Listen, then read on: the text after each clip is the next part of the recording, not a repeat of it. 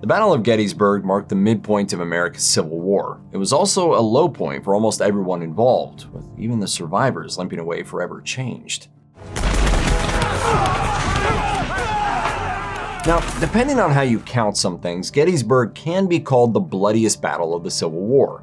One of the reasons why is that the fighting lasted 3 days. The Battle of Antietam, fought in Maryland on September 17, 1862, is the bloodiest single-day battle in American history, with nearly 23,000 casualties and over 3,600 deaths. But Gettysburg, with 2 more days to work with, more than doubles those numbers. Out of over 165,000 soldiers from the North and South combined, 51,112 would become casualties of battle at Gettysburg, and over 7,000 lost their lives. Most of the fallen Union soldiers are buried nearby in Gettysburg National Cemetery. This was a place established by local Pennsylvanians who took it upon themselves to bury the thousands of bodies left on the battlefield. Quite literally, someone had to do it. They buried the Confederate dead as well, but those remains were eventually relocated to the South. It was at the dedication of this cemetery several months after the battle that Lincoln delivered his famous Gettysburg Address. The art of war is simple enough. Fight it out till the end. By the afternoon of July 3rd, General Robert E. Lee knew he was running out of opportunities to win at Gettysburg. He had a handful of fresh troops under the command of General George Pickett, who also happened to graduate dead last in his class at West Point. It was Pickett and his boys or nothing, though, and Lee sent them against the center of the Union position. And let no man forget today that you are from Old Virginia! Pickett's charge is remembered largely because it's seen as this romantically hopeless charge as a last-ditch effort to swing the tide of the battle. It didn't work for 2 reasons. It was a terrible idea and executed even more poorly. The Union guns survived the barrage, and while some Confederate forces, at enormous cost, managed to approach the Union lines closely enough to fight at close quarters with Union soldiers, they failed to break through, much less turn the tide of the battle. There's a reason why it's not called Pickett's hide behind some cover and patiently strike the enemy. The Confederates literally charged right at the Union troops. Over 6,000 men the Confederacy couldn't afford to lose were killed, wounded, or captured, more than half of Pickett's forces. The opposing army wasn't the only enemy that soldiers had to deal with at Gettysburg. They also had to face off with the uncaring natural world. The late summer heat during the battle was so dangerous that men were reportedly falling over dead from the strain of simply having marched to the battlefield. By 2 p.m. on July 3rd, shortly before Pickett's charge, the temperature had spiked to a scorching 87 degrees Fahrenheit in the shade, without even an ice cube or fan or even a cold drink in sight. That's a tough temp today. Imagine the struggle 2 days into a fight to the death and you're wearing wool. To be fair, not every Confederate uniform was, well, uniform, but a large number of soldiers on both sides were not wearing light clothing. And it wasn't just hot, it was humid. An exact record of the humidity level for the battle doesn't exist, but we can surmise that the heat index was probably 10 or so degrees hotter than the listed temperature. So 80 would have felt like 90, 90 would have felt like 100, and that's dangerous territory. When you get above 90 degrees on the heat index, people exerting themselves are at risk of heat stroke or muscle cramps.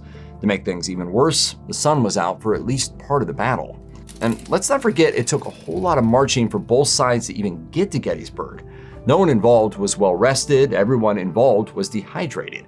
Add it all up, and it's a wonder anyone survived. Today, a medical professional has a way of making you feel taken care of, but in Civil War era battlefield medicine, doctors brought the pain.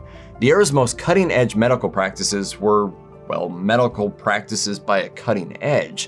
In 1860, there were 113 doctors in the nation's peacetime army. By war's end, the Union forces had over 12,000 and the Confederacy 3,000. One thing making medicine even harder in a battlefield context was the use of soft lead bullets, which sounds nice. What would you rather get hit with, soft lead or hard? But here's the catch. When soft lead hits something, it flattens, and some of those projectiles were half an inch wide and could weigh almost an ounce. That all combined meant these bullets caused devastating tissue damage and could easily draw pieces of contaminated clothing into the wounds, which then became infected. At the time of the Civil War, antibiotics wouldn't be discovered for another 50 years, so an infection could easily be deadly. In fact, germ theory in general was still not universally accepted as true. Hand washing did happen during this era, but on the battlefield, corners got cut, along with the limbs. 3 out of every 4 Union surgical operations were amputations, and even though only senior doctors carried out the procedure, they were fatal in over a quarter of cases. While surviving Union records are better than Southern ones, Mississippi's post-war budget offers one of the most shocking statistics related to amputations. In 1866, the state spent 20% of its overall funds on prosthetic limbs for wounded soldiers. When it came time for surgery, anesthesia was used, when available. In addition to being scarce, it also wasn't yet effective enough to provide total unconsciousness. 43 deaths during the war are recorded as being from complications of anesthesia. After the war, the experiences of medical personnel on the battlefield would help drive medical advancements. We've had the devil's own day, haven't we? Now, armchair generals these days like to criticize Union Major General George Meade for failing to pursue Lee's army as it limped south after Gettysburg. It's not that he didn't chase them at all, he just didn't chase them all the way back to Virginia.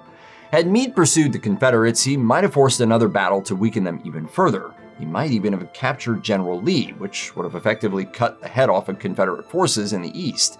If you look at things from the vantage point of today, Meade's decision not to pursue might look like a lost chance to kneecap the lost cause. But would that have worked, or would it have been a foolish move?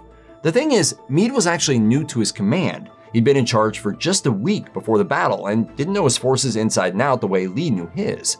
Just because the Union Army won the battle didn't mean they weren't in bad shape afterward, too. Meade had lost men and, crucially, a number of sub-commanders. The troops had fought for 3 days straight and were close to the limit of human endurance. The weather was hot and humid, and torrential thunderstorms had set in. In addition to all of that, Meade would be pursuing the Confederates into Southern or Southern sympathizing territory in Maryland and Virginia. It was, to say the least, unfriendly territory. Finally, Meade had no way of knowing the actual condition of the Southern forces. He knew they were retreating, but how bad a shape were they really in? One thing he did know was that Lee was famous for setting up strong defensive positions. Pursuit didn't guarantee success, and a Union loss might have left Pennsylvania practically defenseless. That's a lot of words to say that Meade's decision was much more logical with all the factors considered. The Union Army's decision not to chase them down after Gettysburg was one of the very few good things to happen to the Confederates as they limped back toward friendly territory. The Confederate wagon train, laden with wounded and dying men, stretched an unwieldy 17 miles. Pounding rain soaked soldiers' clothing and turned the roads into a muddy mess. They had no idea whether Union forces would give chase to hunt them down, and to make it all even harder, the haggard Southern forces had to climb an actual mountain, after which they would have to find a way to cross the Potomac River, whose banks were swollen from the torrential rains.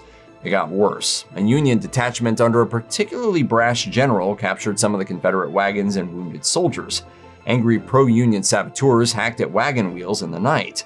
The bridge the Confederates planned to cross had been destroyed by Union forces. And even though the Union's main fighting force didn't come after the hammered Confederates, low-level cavalry scraps kept them on their toes 24/7. Finally, on the night of July 13th, the Potomac receded enough for the miserable Southern Army to safely slosh across the friendly territory. It's true that Robert E. Lee had been sick in the spring of 1863. Since then, his complexion had apparently dulled, giving him a gray cast.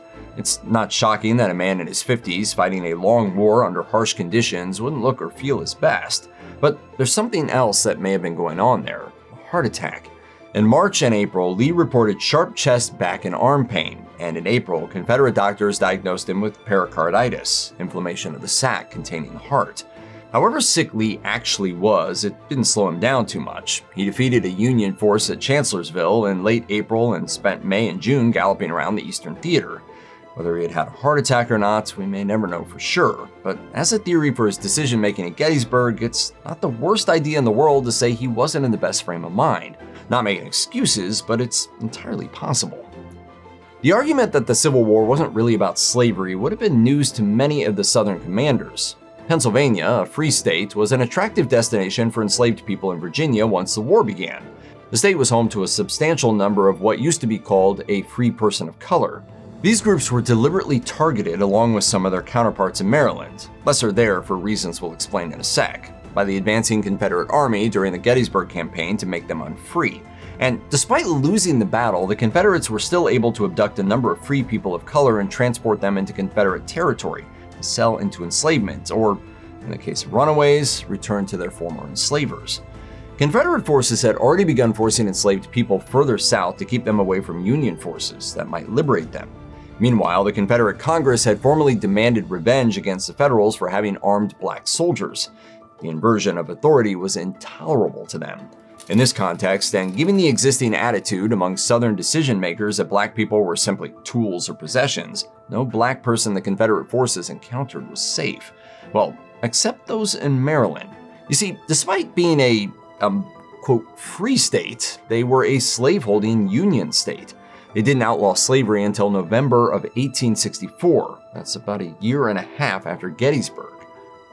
A British man named Arthur Fremantle wrote a book called 3 Months in the Southern States, based on what he witnessed up to Gettysburg. Up until then, he thought the South had a legit shot at pulling the whole thing off. It wasn't nearly as lost as the cause is put today. However, if you'd bet on the South to win the war by mid-July 1863, you were looking for a way to weasel out of it.